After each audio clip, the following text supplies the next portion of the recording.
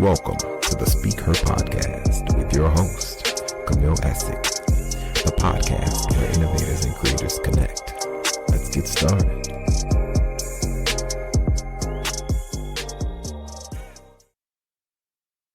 The Creative Connect is a 24-hour virtual assistant. Go to CamilleEssick.com and be sure to shop the collection with stock elements and so much more. Be sure to hit that notification bell and subscribe. Now back to the Speaker Podcast. Hey everybody, what's going on? This is Camille Essick. I'm host of the Speaker Podcast. This is the podcast where innovators and critics connect. What I need you to do right now is hit that notification. Actually, just like Olive Garden, when he's here, he's family. And I'm so excited to have my brother and friend back. He's such an awesome person, just an awesome human all around. And I cannot wait for tonight's conversation. Sealz the Man. Sealz, welcome back. Thank you for inviting me back. I'm always excited to be back on your platform. Thank you for having me. It's an honor and privilege. I always, try to be humble in that fashion because I can never take this for granted. So thank you for inviting me. Thank you for your friendship. Let's get it going. Yes, I'm loving the setup. I see you. Things have changed in the background. I see it. a little bit. I change it up a little bit. Yes. I still need to get that still shot you keep asking me for. Okay. Yeah. Before we hop into everything, y'all, I have been getting onto Sealz about headshots, and then it's like a quiet argument. I hate pictures. I mean, and you're photogenic. And the thing is, you have like over 200,000 subscribers on YouTube. I just need one, sir. This year, I promise. We're going to do it. No, like this month. Because you're a regular. All right. I'm going to try my best. Don't play in my face. Okay? Let's do it. I'm going to try it. Got it. Oh, by the way, I got your shirt on. Thank you. I love it. Thank you. Repping. So if y'all ain't got it, get y'all a shirt right now on her website right now. Absolutely. Y'all. So the reason why I have you back is because we've been having this ongoing conversation about love, relationships, and mental health from the male perspective. And you always bring such a very healthy and very clear perspective, just because there's a lot of toxicity out here, and we love to have healthy and safe conversation. And we've had some conversation offline, and I thought, man, like this would be really good to bring this online to the viewers and listeners, just to kind of see what they think and just, foster and generate some conversation. So one of the things I want to get into is, first of all, your premise with your podcast and what you do on social media. You have started this platform. It started out for your nieces, right? And it's really pretty much like a video diary so they can know what a good man sounds like and how he thinks. Yeah. So in that, can you kind of unpack as we get into this conversation, Sealz, like how you treat her, the woman of your life, your girlfriend or your wife, how that points to your relationship with God? Or should women take a note of how she's being treated in his alignment with God? How does that play out? So I do believe that if you are with a man who is a man of faith, that your love has to align with God first and foremost, because God is the ultimate symbol of love. And if you are with a man who is God-fearing, that love has to start there first. That is what I look for in my woman. Because I know how strong I am and convicted I am in my faith. So I have to be with someone who is equally yoked in that. Right. I've been there when I've been with women who, are atheists or don't really, usually never works out because we're just not equally aligned, So, but when a man is with someone who is aligned with their beliefs, we know, because the Bible tells us that God is the ultimate symbol of love, that has to start there, right? And then my love for my woman will be rooted in that. So the face of love for me is the love that I have for my God and vice versa. Yeah. And anything that doesn't represent my faith is not the type of love that I need, So yeah, it starts off with that.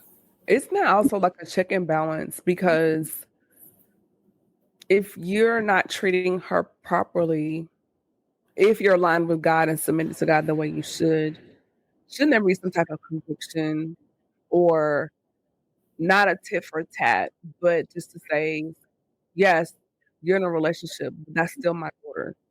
Mm-hmm. Yeah, and because a level of accountability, right? Right. Because you don't want nobody mess with your daughter. I always say, like, I hate to hear like dudes call other women B words and all types of derogatory mess, because when someone says those same things to their daughter, now it's a problem. Like, oh, you calling my daughter a what? But you out here doing the same thing to somebody else's daughter. It's very hypocritical. So like you said, if this is God's children, God's son, God's daughter, you're going to treat them as such. You're going to respect your woman because you respect God.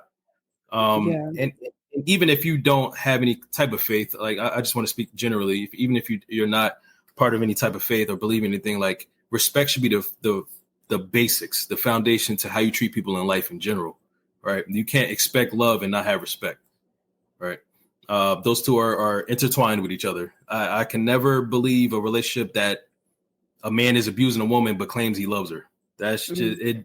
That makes no sense. And people will try to on that. Yeah, people will try to give excuses on that, like, oh, I beat her because I love her. Like, what? You know what I mean? So people got things confused, but love is God and love is also respect. So that's the basis of how a man should treat his woman. So I guess kind of digging into the faith side of relationship, from your perspective, what should men do or be looking at within themselves regarding their personal relationship before they even think about bringing someone into an equation? Like, if you're not where you should be at that point, and if you're spiritually struggling, that's not really the best time to even think about a person? Like, why would you bring someone into that situation when you're not maybe on solid ground yourself? Yeah, that's a good point. That happens a lot. I feel like people do that, specifically men do that for selfish reasons. Especially men who've been in relationships all their lives or been in a lot of relationships. When they're not in a relationship, it feels like they have a void in their life, right? They feel like there's a void to fill, right? So they'll just jump on anything. They'll jump on anything hot, anything that wants them back. That woman doesn't even have to love them. As long as they like them enough, they'll take it because they're used to a certain type of lifestyle. I believe that a man should build on himself before he builds on something else. Because it's hard to be able to be a provider if you can't even provide for yourself. You got to be in the right mental space, a mental capacity, a spiritual stance where you're able to defend yourself before you're able to defend another woman, right? There's a spiritual warfare out there. There's a physical warfare out there. If you're not able to protect your love, then what are you doing? Why did you introduce someone else into your life if you're not able to be a complete or be able to complete your manly obligations and responsibilities? If you don't have that capability, then you shouldn't have that, attached to yourself, So I believe in that. Men should be able to learn to love themselves, learn to take care of themselves, provide for themselves before they're able to provide for anybody else or love somebody else. Yeah. And then you touched on a word, you were like love, but then I started thinking like you can love someone, but then not like them, and how important friendship is in the relationship. Like, because I know whenever my person shows up outside of love, like I want to like them as a person. Like, you like what they represent, you like how they show up, and be friends. Because I see so many people out here, they're like, oh, I love them. For example, I'm not going to say their name. A couple of people I know from college, they're both guys, both married with families, and they have admitted out loud, like they're like, oh, I love, my kids or whatever, but they don't like their wives as people. And I detracted, from that conversation because, number one, I'm not married, but I've heard many people say that when they're like, oh, I love my spouse, but I don't like them. And I'm like, that's scary, because to me, I feel like that opens the door for other things to creep into the relationship. Yeah. and liking me as a person and vice versa, I think is paramount. Yeah. And that's why I feel like your love has to be solid. And then on the days it's not solid, that you're able to and willing to work on it. Because love is not, relationships are not perfect. Sometimes you're going to have bad days.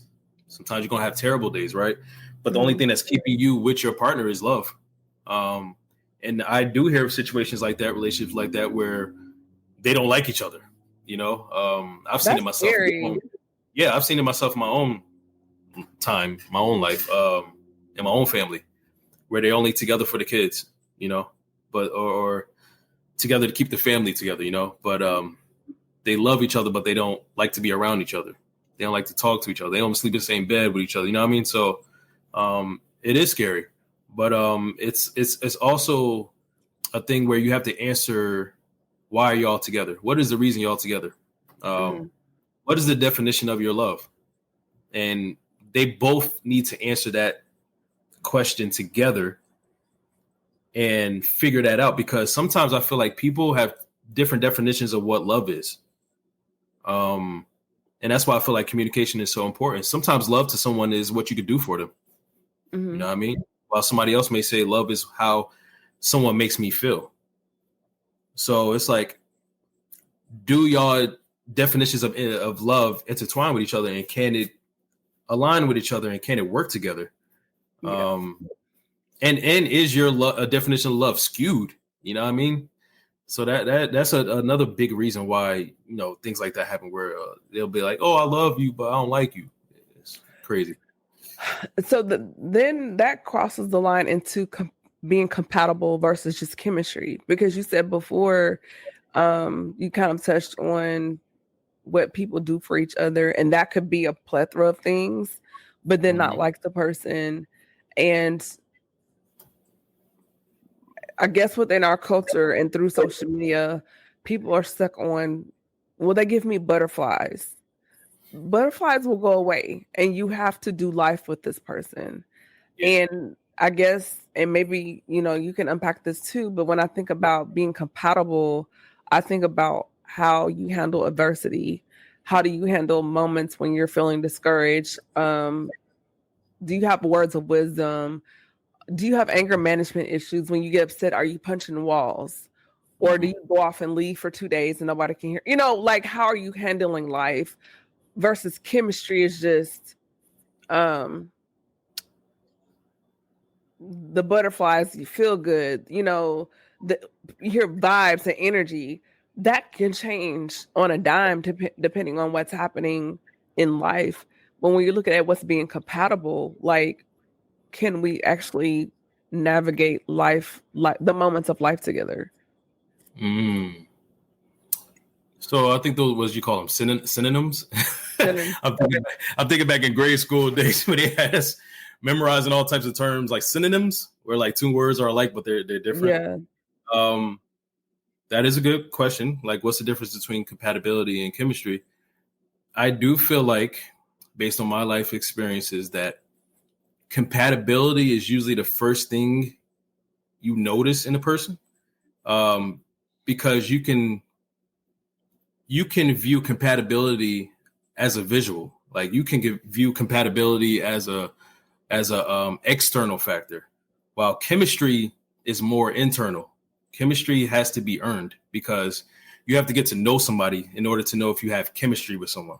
But you can know, because I've been around people that we had chemistry, but then we weren't compatible, like doing life, But no, that's the thing. Well, that proves my point, though, right? Because you had to find out through your whatever relationship you had with them that your chemistry wasn't aligned with their compatibility, right?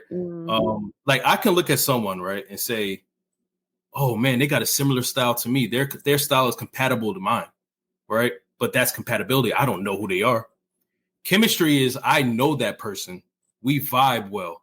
Like, I can actually have a conversation with that person and feel fulfilled, right? That's not necessarily compatibility, but it's like almost like a energy between a two. That's how I feel. And I guess that ties on even how we define each word which also changes how we view it. Because the way I'm viewing being compatible is not external. I'm thinking more as far as navigating. Because for example, my ex, we had chemistry, but in other areas we were not compatible because of morals, the moral compass, and values, character, integrity, very different. Yeah. So, and I guess for us, you and I guess in the conversation it's flipped, because when I hear some people say they're compatible, I guess within this scope of this generation, they're thinking about how we look together in public and social media, and we have, same level of education, those things on paper. But that's external. That's external. Those are external things. Yeah, that's but you said that. You said it's external. But for me, I'm looking at it on a deeper level beyond just the paper. Because I have looked at that and said, oh, we're compatible. But when I got to the core of that person, we weren't compatible. Right. But there's also, it was freezing a little bit. It's also different levels of compatibility too. That's what I was trying to break down too. Like there's visual compatibility. There's relationship compatibility. They even got like horoscope compatibility. You know what I mean? Like, yeah, that's crazy. You know what I'm saying? based on what time and what month you were born on. Like, oh, you're a Taurus. I can't talk to you. Yeah, you're a Taurus. Like, I'm a Leo. Like, what? But they got things that base compatibility on the external factors. Like, you don't even know this person, but based on your birthday, you're not compatible, or you're compatible with me. But what those things can't tell you is if we have chemistry, right? And that's what I mean by, like, you got to earn that. You got to find out a person. You got to dig into a person to see if you actually have chemistry. Now, what you said is also true. Like, I feel like both things can be true. Right. And I feel like sometimes compatibility and chemistry doesn't need to be linked together, because I feel like sometimes our preferences can get in the way. Like, that's a good point. That's a very good. I'm gonna let you cook. Yeah, it's like, yo, and I've been there too. Like, I'm having a type. Having somebody that has to have certain attributes or like characteristics or certain possessions. Like, sometimes we base our preferences on what we think we need in compatibility, right? Sometimes we alter and morph our compatibility based on what we desire. And that's not true compatibility at all. You know what I mean? So it's like, I'm going to ask you as a woman, because, there's a lot of dialogue in the social media space where it's like, I need a man to have this. I need a man to pay all my bills. I need a high man value. I need high value. He got to have $100,000 plus salary. He got to be 6'4". Like, what my question is to you is, like, what is more important to you, compatibility or actually having a real chemistry with someone? Because and the reason why I asked that, because you can be in a relationship with someone and be compatible, but it's whack. It's mad boring. It's not what you like desire. Or you can be in a relationship where you have amazing chemistry with someone, right? Amazing chemistry, but they're toxic to you. They're living a lifestyle where it's not conducive for you. You know what I mean? Yeah. But y'all chemistry is amazing because every time y'all meet, y'all pop off. You know what I mean? Like, so like, what's more important to you as a woman? Okay, so I'm going to break this down and hopefully I don't ramble and answer your question. The first part of that, I guess the first premise of your question, as far as high value, I don't really believe in that term. I believe you can be a high earner. Like, you can have the ability to produce income and make money. But I hate that term. I do too. But what about, I'm looking at high character, high integrity. Yeah. Manhood. And I don't mean as far as gender, but in going back to character and integrity. How do you show up in the world? Right. Not this cheesy machismo, misogynistic. I'm not alpha male, crazy, not saying that, but just how do you show up as a man every day?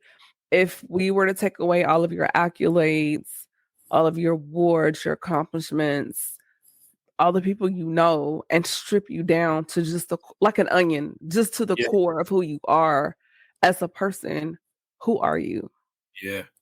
And are you the type of man that if we got married and have a child, are you the type of man I would want my son to be like when he grows up? That's what I look at. Are you the type of man I would want our son to be? Right. Strip all the stuff away. And that's the first part. As far as compatibility and chemistry, a little bit of both. Because of my faith, I don't want to marry someone that's agnostic or an atheist, because if we're going to raise a child together, we have to be on the same page. That way, that child is not getting, he or she's not getting two different doctrines. Even also in terms of like, how will we handle discipline in the home? There's got to be some alignment there. If you come from an abusive home and you want to bring that same technique into the house, that's not going to work. Discipline, yes, but to the point where it's like abuse, no. Sometimes things just warrant a conversation. Like, why are we yelling at each other? We can disagree, but yelling, we can disagree, but not be disrespectful. We can disagree, but we're not weaponizing secrets and going into the vault. And well, that's why, like, we're not doing that. We can disagree, but we're not going below the belt. And you're trying to break a person's psyche just for the sake of winning an argument, right?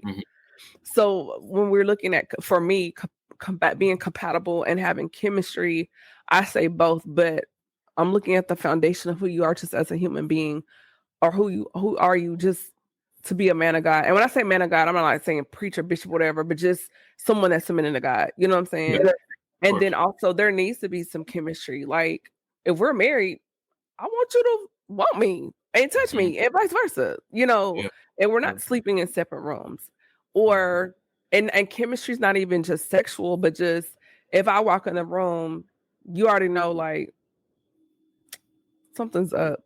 Like, she's not herself today. Or you can feel my heart and go, talk to me. What's going on? You seem a little down today. What's up? And we, and that, I think that comes with being, having synchronicity too, right? Being able to discern each other. And I think that's where the chemistry piece comes in. And maybe we can swap that word out too.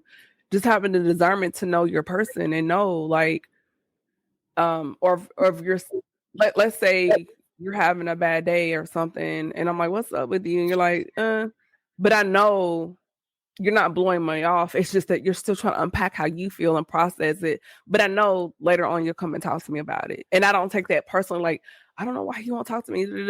It's like, because I know you, because we have friendship and we don't just love each other, we like each other. You know me, and I know you well enough to know I'm gonna give her a moment. I'm gonna give him a moment to process those feelings. And then later on, when we're in the bed or on the couch talking, then that moment may transpire, because now you've kind of you've reached a space or had an epiphany to now you can kind of talk it out and express how you're feeling. So I guess maybe I went the long way about it, but that's how I process chemistry and compatibility, as far as how we're moving in life. Who are you as a man showing up in this world outside of your resume and whatever, and just who you are as a human being. And then also the chemistry side of it is just how you and I interact, not outside of sexuality, but just on an intimate, personal, one-on-one, day-to-day level. Exactly. Yep. I like that answer. Yeah. So hopefully, we're striking some good conversation. If you're liking this conversation, be sure to drop it in the comments below, like, share, tag a friend.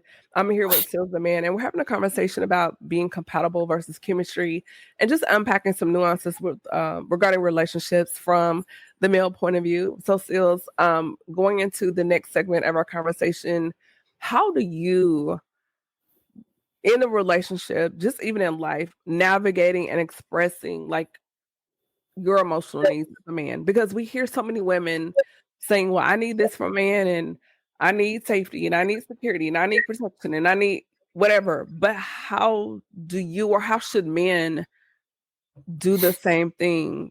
Because it seems like when men say, hey, this is what I need, sometimes it comes with backlash, or it's like, well, you're a man, so you shouldn't feel that way. But outside of your gender, you're a human being. You have feelings too. So how do you navigate like your emotional needs in relationships?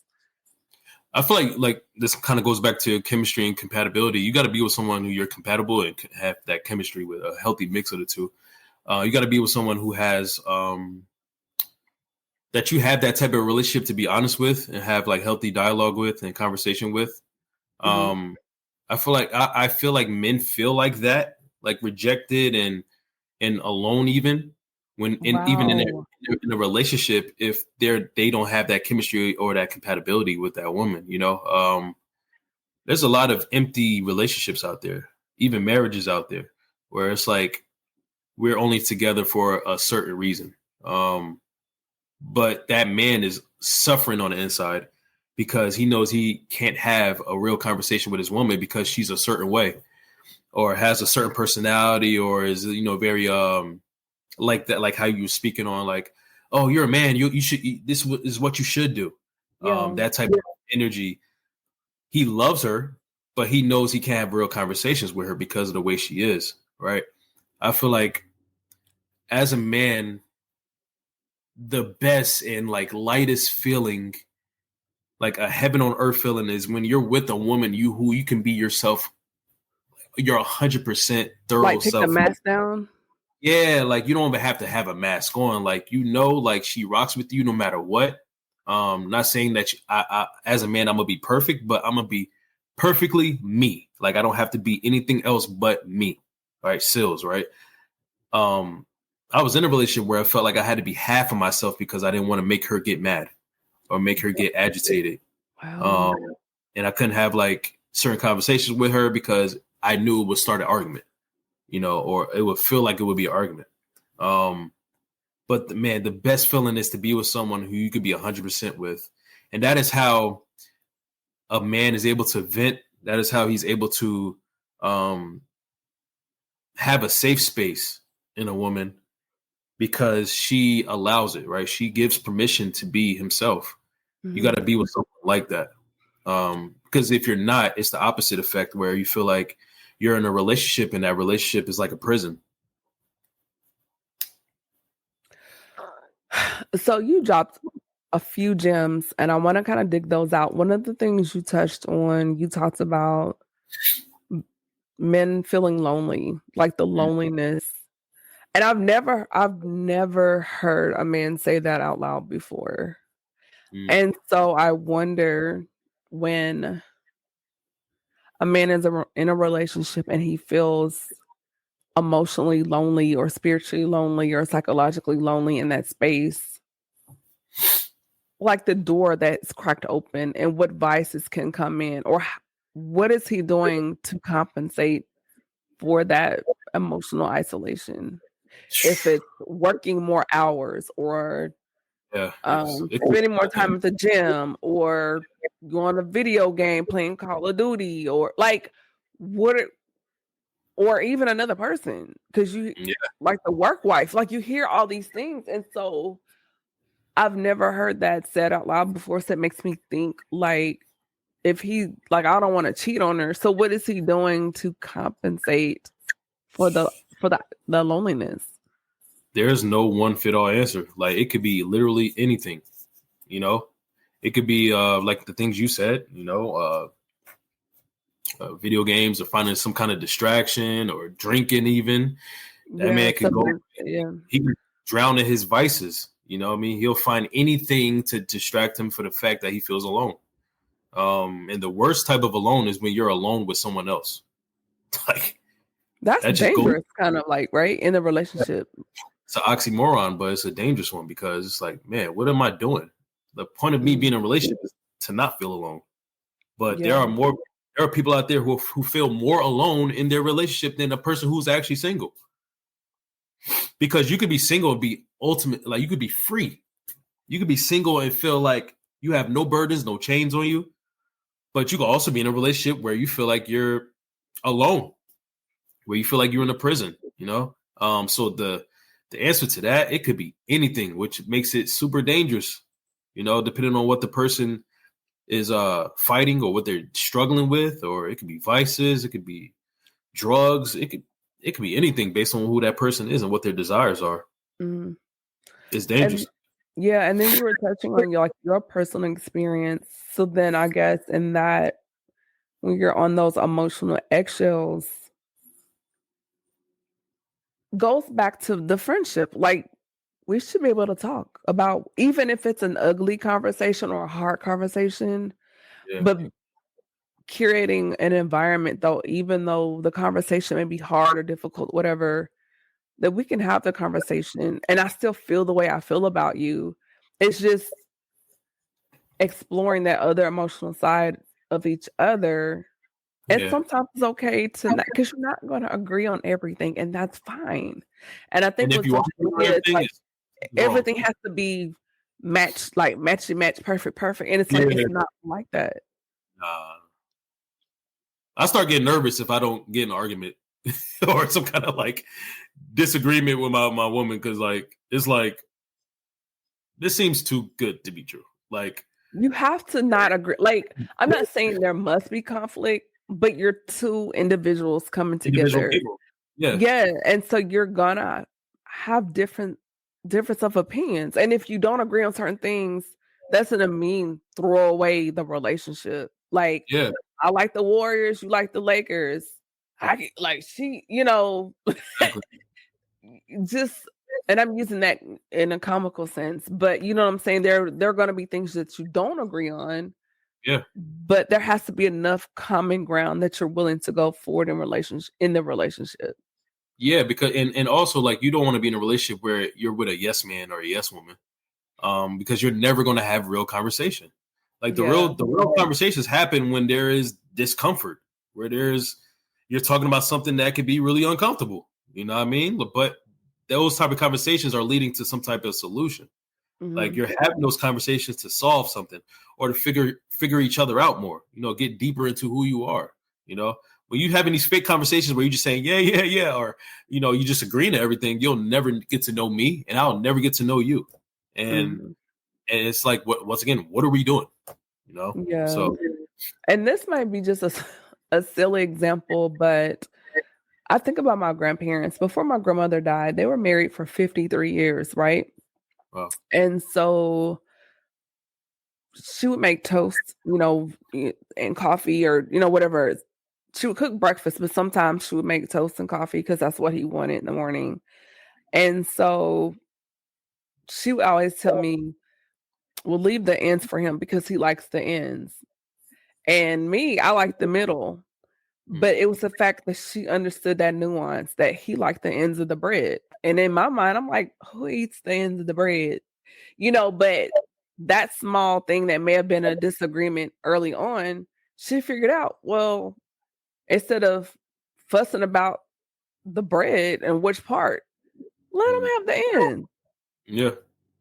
And I say that in a bigger picture, like, if you're having a disagreement, it's something minute, let them have it. Like, do you want to be right or do you want to be married? Right. And so I wondered, like, navigating those spaces. And we think about, you touched on growing, and you kind of hit on it, but just, we think about social media and highlight reels, and the people out here in this society feel like they need to be entertained all the time.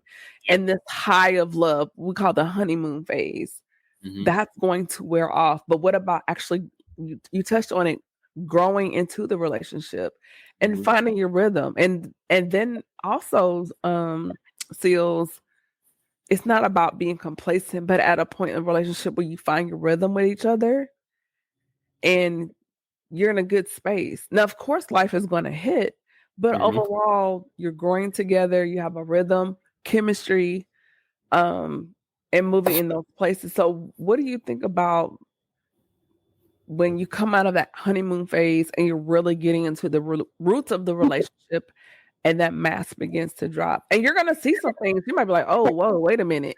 But you have to remember, if you're mature, you knew this was going to happen. Like, the mask is going to come down. hopefully they're not wearing a mask and they're showing up as their authentic self anyway. But you're going to start to see those little things, those little quirks about the person. So how do you navigate those spaces where you're beyond the honeymoon phase and now you're getting into the roots of the relationship? Yeah, I was about to say the same thing. Hopefully, you're in a situation where you're not with someone who's like, dependent on a mask. Surprise, surprise. Now you're like, whoa, who are you? You know what I mean? Right, the representative. But like you brought up earlier in the video, it is important to be a friend before anything else because you know your friends. I always say your friends know your darkest secrets more than anybody.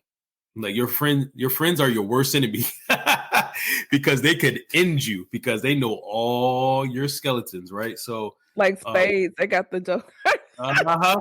They're like, girl, you better chill out. You know, I know what you did last summer. Like, you better chill out. Literally. I know you were scamming and stealing. Like, you know what I mean? So, like, your friends know you. So, but staying on track of friends, you know your friends, right? So, when you are a friend with your lover, it's like, you don't have to worry about that mask situation because you know your lover because y'all was friends first.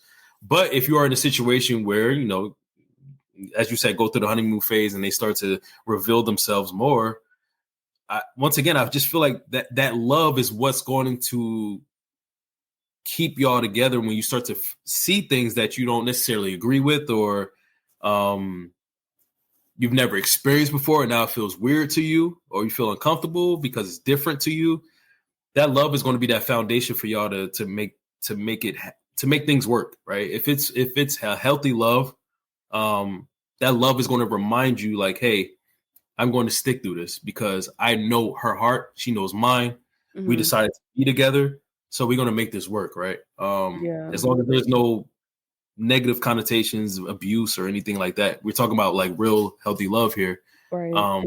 When she starts or he starts to put down that mask, you're going to see some things or hear some things or you're going to be like, whoa, I need you to clean up your clothes after you put them out. Like, I need you to stop leaving dishes out after you've that's where communication comes in. Right. Yeah. And you have a day, but if it's like you're just nasty, then that's a different conversation. Yeah. And that's hard to hide too. Like, nasty, that's kind of hard to not see the flags in the beginning. You know what I mean? Yeah. So those outstanding type of problems, that's why you need to have your radar on and not be so infatuated and butterflies and all that, because sometimes infatuation and butterflies will blind you from the real, the reality. Right. Yeah. And now you're years in deep with this person in a relationship or a marriage, and now you're starting to realize oh damn, and also navigating just debunking those unrealistic expectations to expect she's gonna come out looking Instagram ready every day, or he's always okay, I go to work, but if I'm here, I may have on Hillman sweatshirt and some joggers, or you're a real person. You're not photo shoot ready 24/7. Yeah, that's not a real thing. That's not a problem to a real man. Like, I always say, men are pretty simple creatures. We really are. I actually made a video on that. It's like, as long as you're a real person, I mean, I could care what you wear. I could care less. As long as you remain you, the one I fell in love with. Yeah. I could care less. Yeah, there's just so much. And the reason why we keep having these conversations is just there's so much toxic conversation out here. I hear it because we're both in the digital podcasting space. So we kind of keep our ear to the ground to see what's going on. Yeah. And it's just insane how even with this whole pop the balloon, it's so superficial. And I'm like, what? It's cringy. But I'm like, what about the root and the core of the person? Yeah. What about those things that matters? What about holding conversations beyond DM slides or just texting paragraphs, but scheduling FaceTimes, calling, talking on the phone, meeting up for coffee, or saying, hey, let's go have brunch. What happened to the one-on-one? Just getting to know someone, or do you feel like social media and technology has destroyed that altogether? That's what I was about to say. The age of TV and media has has monetized love. 90, what do you call it? 90 Day Fiance, Love Island, like later daters. Yeah. It's so many I can't even catch up, right? Yeah. So TV, media, social media has monetized love, and that has taken away from real, just basic love. You know what I mean? Like sometimes I watch movies and from the 80s and the 70s and stuff, and I'm just like, and they tell the stories of how, a love happened, and it just seems so real and simple. There was no technology. You actually had to meet someone in person to figure them out. You know what I'm saying? Like, and figure them out and fall in love with them. Now it's monetized where everything's for show. The Pop the Balloon show, they're getting paid for that. Now they made a Netflix show and it looks terrible.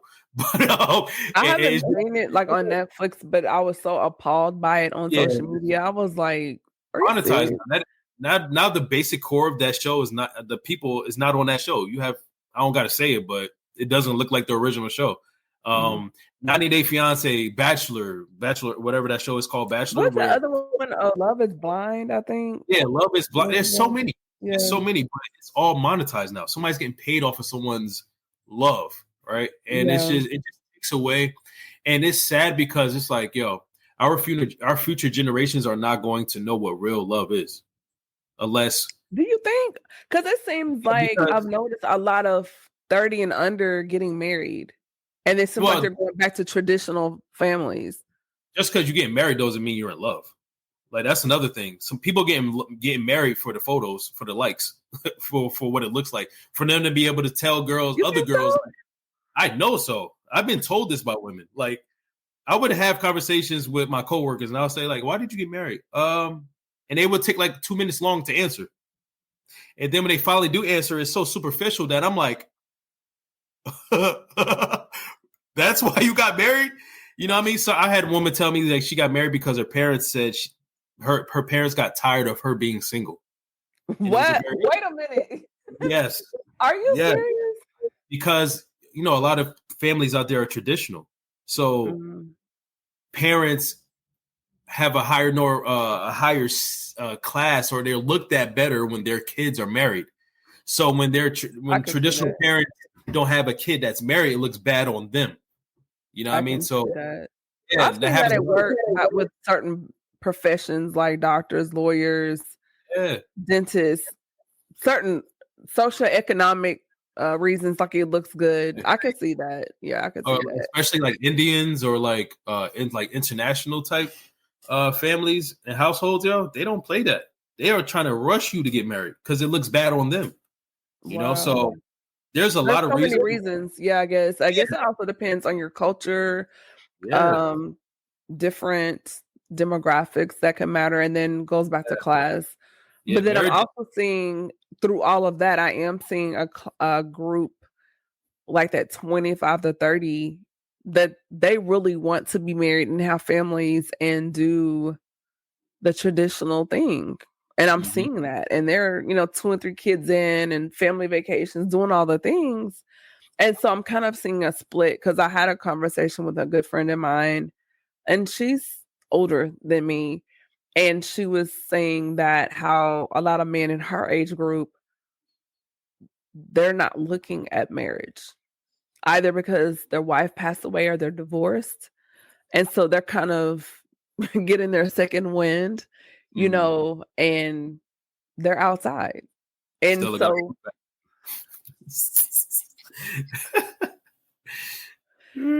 yeah, so I'm observing 2 or 3 different sets of conversations, and then you have those of us within our age group where it's kind of divvied up as half and half. So I'm just wondering, like, how do the good men and good women meet up? Because listening to conversations online, I hear men say that they want to be married, they want a good woman, but they can't find them.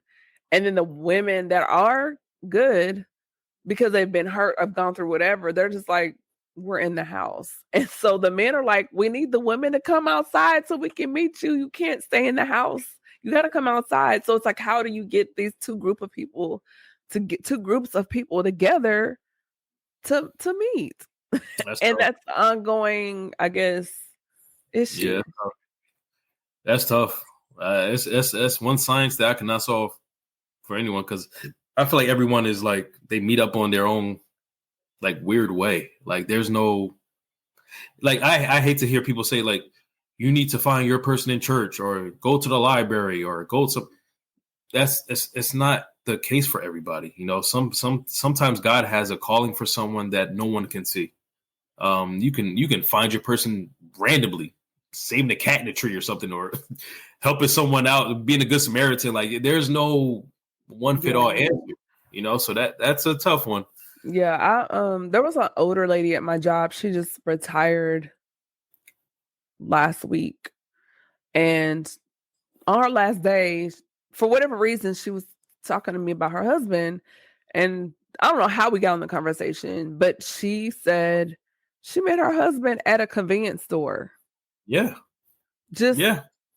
I was like, what? She was like, yeah, we met at a convenience store just in passing, and they've been married 30, 40 something years later, but they just met at a convenience store, I guess, getting gas or whatever. And I was like, wow. So I've heard some interesting places where people have met, and it's not at those usual places like church, or not to say those things don't happen, but it was not in a place where you would think you would meet somebody. And I was like, oh wow. Imagine running into your person at Wawa or the hospital or whatever. Yeah. So like some place you would never guess, you know what I mean? Like sometimes love just blooms from a mystery, you know. There's no one answer. And I always tell people, don't let people tell you what to do or how to find love. Like it's not true. Like whatever God has planned for you is going to happen either way. You know, when you try to force your way, you end up in bad relationships. You know what I mean? So that's why I try to stay patient, and not just in relationships, but in whatever my life's calling is, whether it's my career or what I'm supposed to do in my life on earth. Like, I try to remain patient and keep working. So when the time does come, I am ready. Yeah. And then one last question as we start to wrap up. How do you navigate maintaining circles of accountability within your men group, your men circles, your brotherhood? Because or even your advice to men that want to maintain the right path and do the right thing, and maybe they have a couple of friends that are knuckleheads, like the importance of having like-minded brothers around you. Accountability is so important. Oh my goodness. I had to hold one of my brothers accountable like the other day recently, because he was about to do something that he would have been no good. Let's just say that. You have to be around some real ones. Like I always say, if you're not around a friend that can tell you when your breath stink, if you are not around a friend that can tell you like, bro, you need to like level up, like you need to stop doing what you're doing, those are not real friends. A real friend is not a person who's going to say yes, yes, yes, yes to you all day, every day. A real friend is not a person who's going to just be around on the good days when you get paid or when y'all trying to turn up. Those are not friends. Those are associates. Mm-hmm. A real friend is a brother or a sister. And my theory on my mindset on what a friend is that if I'm able to call you my brother or my sister, you are my friend. If I'm not able to call you my brother or my sister, you're my associate. Because my friends turn into family. That's just how I look at friends. So, and I know my family is going to hold me accountable. Mm-hmm. Associates ain't going to tell me nothing. What can an associate tell me? You know what I mean? So it's like I know you're holding me accountable because you love me. And you want the best for me. And I could not to throw the friendship away if you call me out. Yeah, that's on you. If you decide to lose a blessing in a friend, that is on you. Yeah. And especially if that thing that they're holding you accountable for is true. You know what I mean? If you out here wilding and you married, or you out here doing drugs when you know you are smart enough to be great in this life, and you decide to lose that person because they made you feel bad, or they expose those things to you, that is on you. That is your loss. And you got to be careful when you lose friends, because you might not get another real one. Right. You know? I feel like not just every man, but every woman should surround herself or himself with people who are going to say no, who are going to hold them accountable, who are going to keep it real with them, because otherwise they are not friends. Yeah. And there's some people I've known for years, and where I was in that chapter of life, we weren't compatible as friends now like we were then.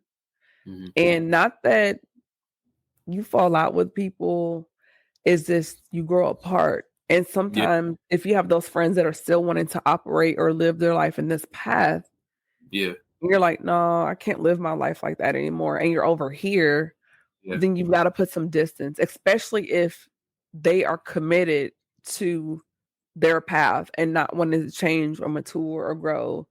Yeah. And not that they're just terrible people, but if it's not aligned with your purpose or your call in your life or your assignment, it's like, you may not be bad, but you're not good for my purpose.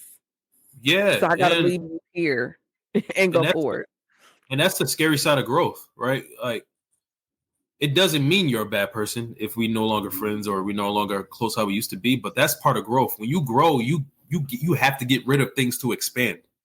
Like, I can't wear the same clothes that I had 25 years ago. Those clothes aren't bad clothes. They're not bad quality clothes, but I can no longer fit them. And, you know, I don't know if you know, but I'm a plant dad. I got like 20 plants in my crib. What? You're a plant dad? Yeah, I've had plants for years. Yeah. What? That's actually a good character trait, but yeah, it is, because you care about you're nurturing. Exactly. You care about something outside of yourself, right? But I know I cannot fall in love with the plant I bought, because it's not going to be the same plant in 10 years or 5 years or 1 year. It's going to grow. It's going to be different. It's going to change, you know? And that's the part of growth. It's a scary part of growth. You're not going to be the person that you are today in the future. And that's what's supposed to happen. Because if you are the same person that you were in a year or 5 years or 10 years, then that's a problem. You know, if my plant is the same small plant that I bought, I'm taking it back to the store because something is wrong. Yeah, that means your air is very clean too. Yeah, I expect it to grow. You know what I mean? So that's what happens with friends too, man. Like, and it's sad. Like I've realized that with my hometown friends. Like, me and my hometown friends were mad close. We grew up together from Pampers to, you know, high school graduation. But I realized when I went to college and I graduated college, we were no longer that close. And now I had a new set of friends that I made in college and I felt I resonated with them more because they were relative to the point that I was in my life, you know, at that moment. And it doesn't mean that my hometown friends are bad friends. Like, we're still cool. We're just not as cool as we used to be. Not as cool as my current friends that I made in college, you know? And that's part of growth. That's part of growth, man. Nothing stays the same. Absolutely.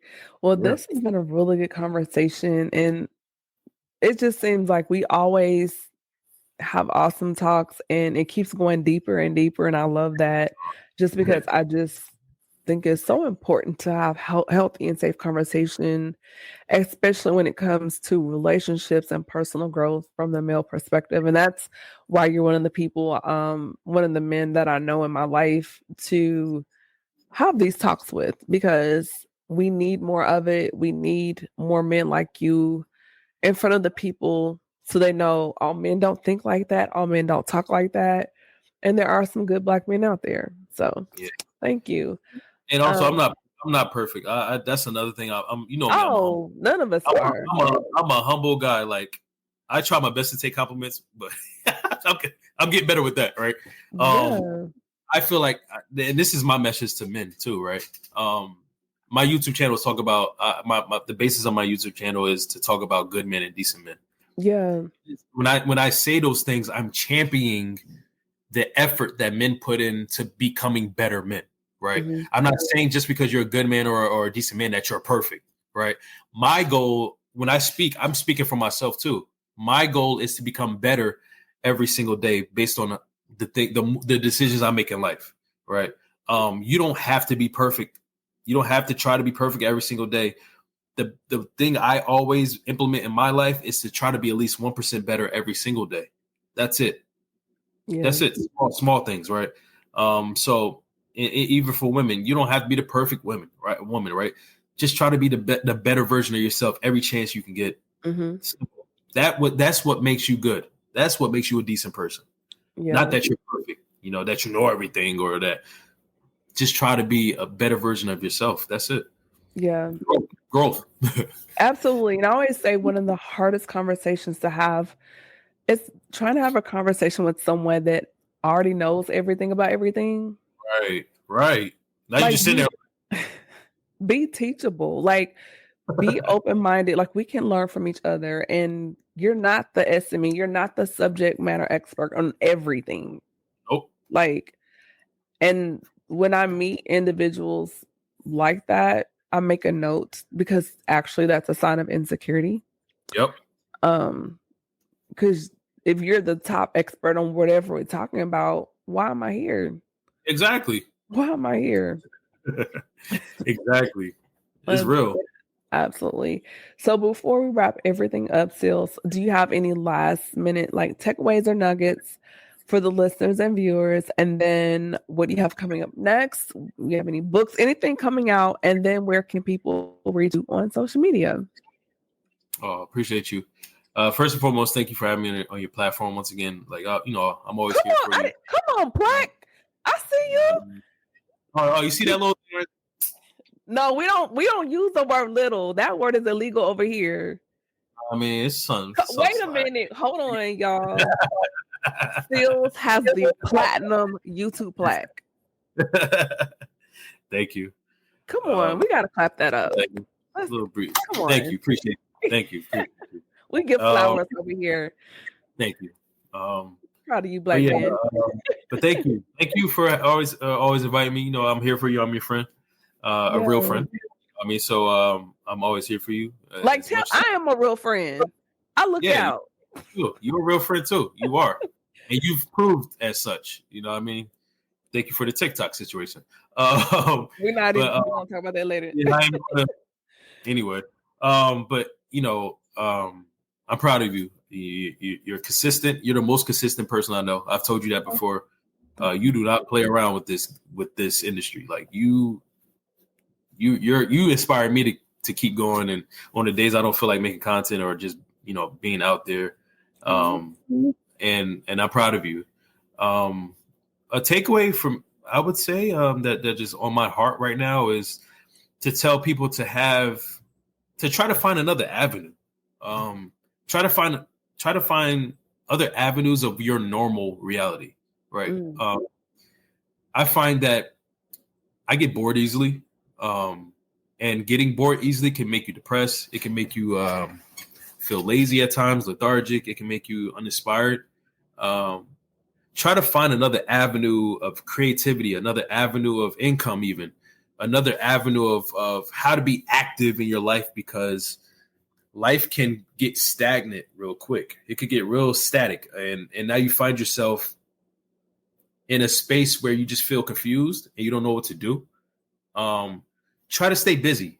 Try to stay active in your calling. And if you don't know what your calling is, just try to stay active so that it may hopefully lead you to your calling and that fulfillment and that purpose in something.